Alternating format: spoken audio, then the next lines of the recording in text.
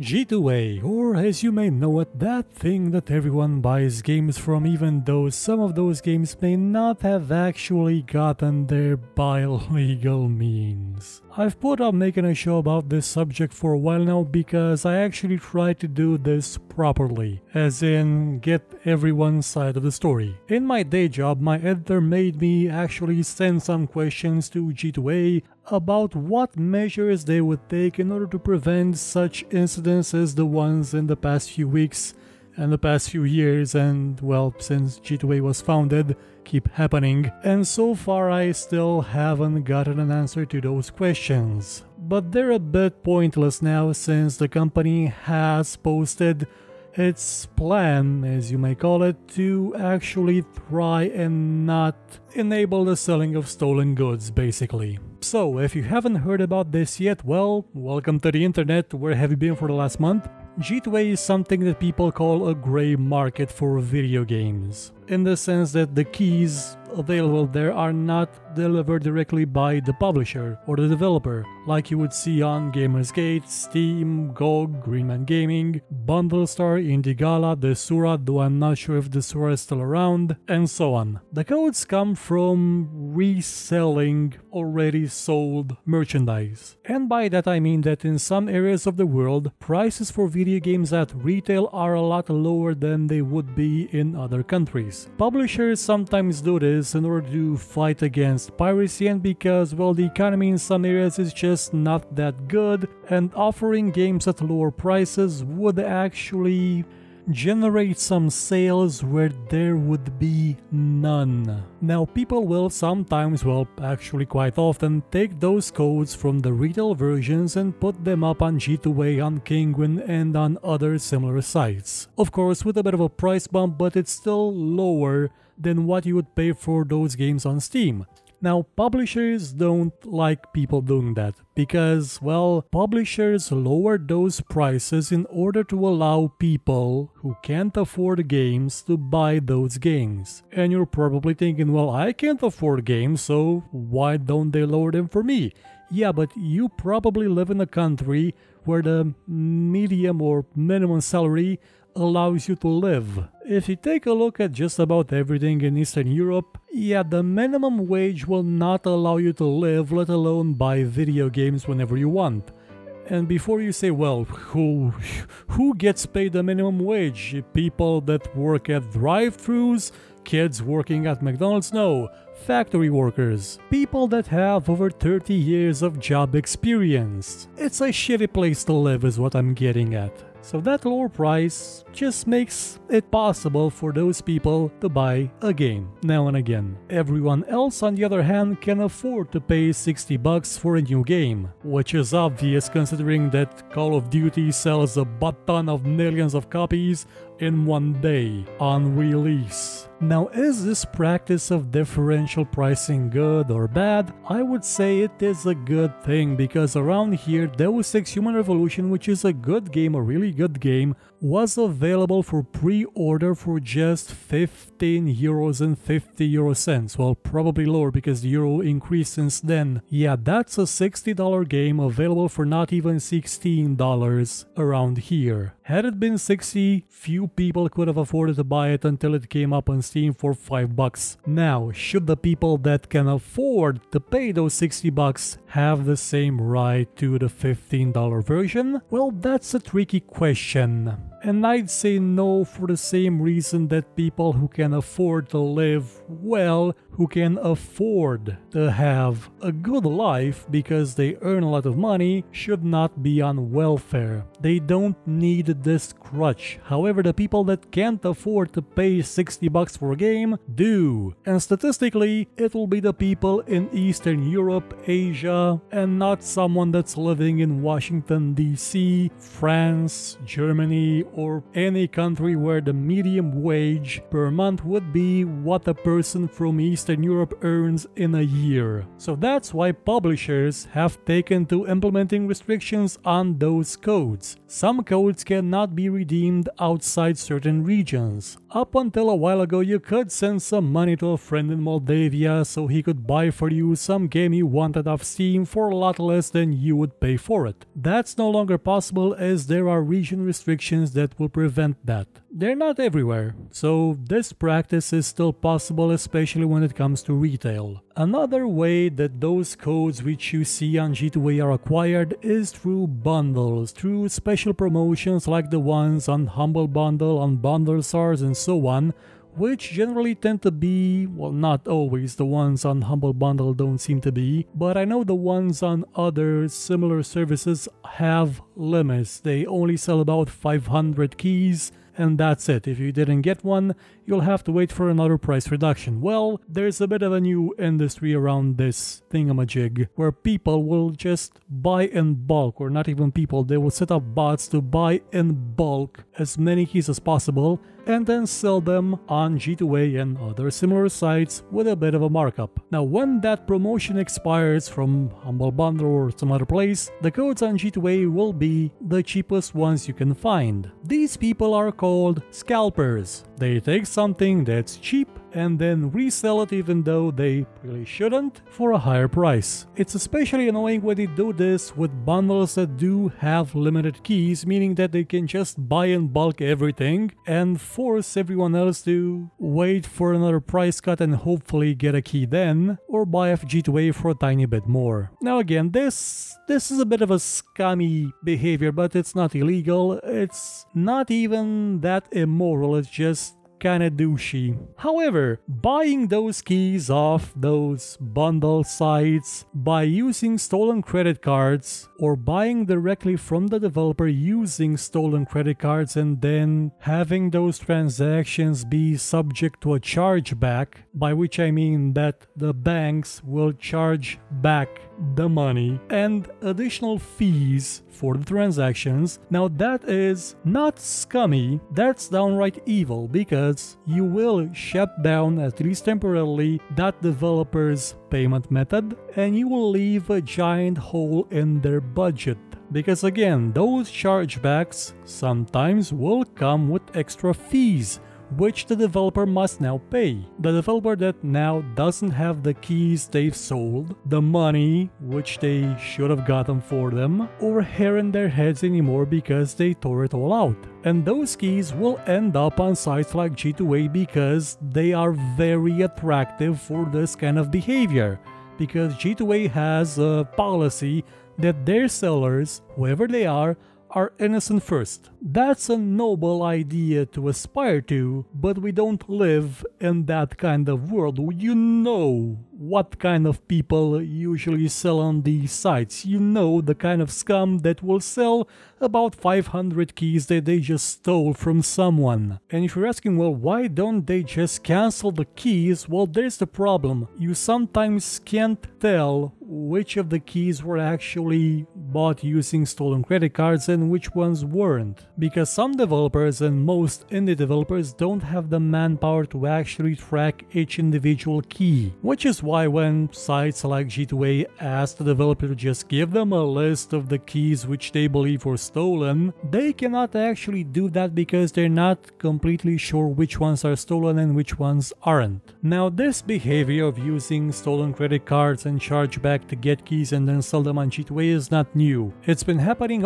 since about G2A and such other sites have been available. It used to be done even before that, well, with stolen credit cards and such, but on a much smaller scale, because what could you do with those keys once you got them? You could use them for yourself and maybe hope you would find a buyer. But with sites like G2A, there is now a guaranteed marketplace. And the criminal element and the scum of the internet know this. So in those questions which I had sent over to G2A, I asked them what would they do in order to help developers, help publishers stop this kind of abuse. Now again, they haven't answered to me directly, they just posted their ways through which they will deal with this problem, and let's take them one by one. Number 1. Royalty on third-party auctions, meaning a developer will get up to 10% for any product sold on the G2A marketplace, which provides a way for the developer to monetize third-party transactions, meaning the developer will get money from those transactions. So let's say if Ubisoft sells a game like Assassin's Creed 2 in Romania for about half the price it would in England. If someone from England buys the game from Romania, well, through G2A I mean, then Ubisoft loses about half the value of the game if that person had bought it from the UK, but it will get another 10% of that price. So it's still more money for them. Number 2. Priority placement, meaning that the developers can manage their own auctions and they will be highlighted beyond all other auctions. They're being given preferential treatment. Number 3. Chargeback protection, because G2A offers G2A Pay with free integration to developers as a protection on their own websites to mitigate the risk factors. Number 4. Dedicated database access, meaning that developers will have the ability to verify information of sales, volumes, and check timings and track things and thingamabobs, you know, the things they can't do now, which will actually be useful. Number 5, they get dedicated account managers, which will help them manage the accounts and resolve issues and stuff. Number 6, developer funding options, giving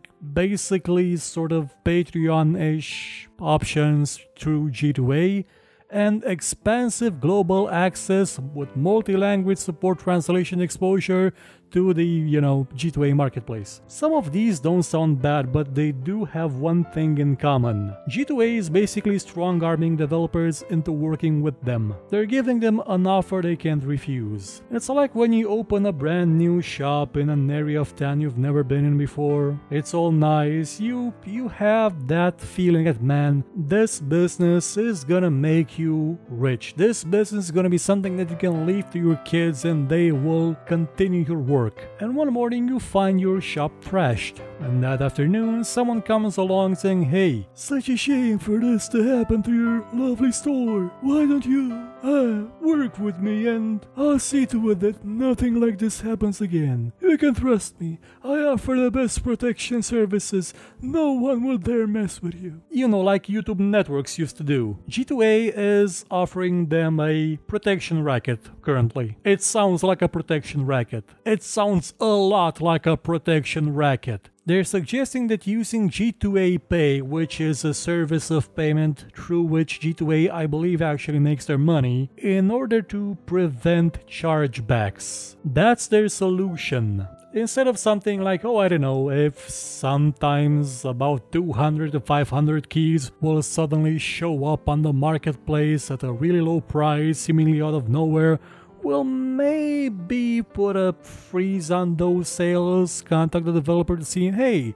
everything okay? You guys didn't get screwed over anything? No, they won't do that. And people will constantly defend their decision to not do that, especially people that won't spend more than $5 on a video game, by saying that, well, it's a gray market. It's like a pawn shop. A pawn shop doesn't have to verify the legality of the... Yes, they do. Pawn shops in civilized societies do verify that the person selling the item did not acquire it through illegal means. They will sometimes resort to rather silly methods, like if someone comes along selling an expensive electric guitar, they will make them play it. If they can't, then they know that something's fishy. They will call the cops. They do collaborate with the police. G2A does not collaborate with the gaming industry. It's done promotions for certain Russian and Eastern European publishers, usually ones that make free games, for people that are mentally entrenched in that, oh, this game is good for $5, I buy with stolen credit, stuff like that way of thinking. And if you're offended by that accent, I'm just gonna say this, that's my accent, so screw you, and the people that constantly plug G2A. Because let's face it, G2A is worse than piracy. When people outright steal from a game developer and G2A makes a profit off that theft and then suggests to the developer that, hey, maybe if you work with us, maybe if you're part of our Kingwin Mafia. Kingwin, by the way, has a multi-level marketing strategy that's literally called Mafia. Yeah, that's worse than piracy. Because in piracy, the developer doesn't actually get directly affected. With piracy, sometimes, hey, you may actually end up buying that game. Maybe not at full price, but you will still maybe someday give something back to the developer. But if you buy off a site like G2A from someone that stole that key from the developer, from someone that actually caused a loss to the developer, that is worse than software piracy. That is actual piracy. That's not copying something that you may not have bought in the first place. That's buying stolen goods. That's enabling crime. And that's what G2A is doing. Now, were this an ethical company, which it isn't, they would have started out a long time ago with setting certain measures in place that will prevent such incidents. But as the Tiny Build incident revealed, the one for which G2A actually blamed the business partners of Tiny Build, places like Bundle Stars and Humble Bundle, for the chargebacks. Yet the company is so goddamn Eastern European, and that's the best way I can put it, that they actually blamed the legit business partners of a publisher, of a developer, instead of their own crooked marketplace. Again, this isn't the first time this has happened on G2A, it happens quite often. Remember Natural Selection 2? The developers got hit with tens of thousands of dollars in chargebacks and basically were close to being done for. And if you wonder, why doesn't just someone sue them? Yeah, a developer that just got hit with chargebacks probably doesn't have enough money to keep the lights going, let alone hire a lawyer to fight some shadowy internet firm based out of Poland and probably incorporated in Seychelles or someplace. Oh no, it's in Hong Kong. A Polish company that's incorporated in Hong Kong. Yeah, good luck suing them. You will probably be torn to shreds because G2A has a ton of money. As you can see, they sponsor a lot of YouTubers, a lot of streamers, and they use them to generate a lot of profit. And those people will generally despise you and want to tear out your throat because you insulted, you attacked you. You do not like G2A, which is the place where they get games very cheaply, and you want them to not get games cheaply anymore because you are evil and must be destroyed. That's the mentality, and as long as that's in power, G2A is gonna prosper, and unless, I don't know, Ubisoft maybe hits them with a major lawsuit, or Activision, or Electronic Arts, which they've all kind of frowned upon G2A, to the point where Riot actually banned them from sponsoring esports teams, but they still do in other competitions. Yeah, G2A isn't gonna change. It's not gonna change because some indie publisher got screwed over massively thanks to them. Because, let's face it, we can't change anything by ourselves. How many of us are there? The people watching this show, I don't know, 100 of you, 200 maybe, 1,000 at best? We have no chance of actually getting G2A to establish better practices. At best, we can hope to be one day hired by G2A and try to change it from within, but then just be corrupted to the core and become something we utterly despise when we look in the mirror. Moral of the story, don't buy stolen games. If a developer tells you to pirate their games instead of buying them from someplace, buy them from the developer if you can, like directly from them, if you can. We're not talking about giant corporations that have billions and billions of dollars to spend on gold-plated yachts. We're talking about indie developers that have maybe $1,000 left for the rest of the year. You know, little people. Tiny little people who may one day make that game you want so badly, the one that will replace Minecraft, but they won't now because they got screwed over massively. Well, that's it for today's show. It's been a bit long and kind of late considering that everyone's already said their piece about this idea, but I really had that really stupid idea in my head of waiting for G2A to, answer the questions that I sent over for my day job, which they never did, because why would they? Why would they answer those questions? I should have just sent over a single one. Are you scumbags, yes or no? Don't reply if yes. It would have been a lot easier. Well, next time we're gonna talk about a more less depressing subject. Well, not entirely less depressing, but is the gaming tech industry dead? All LED signs point to yes.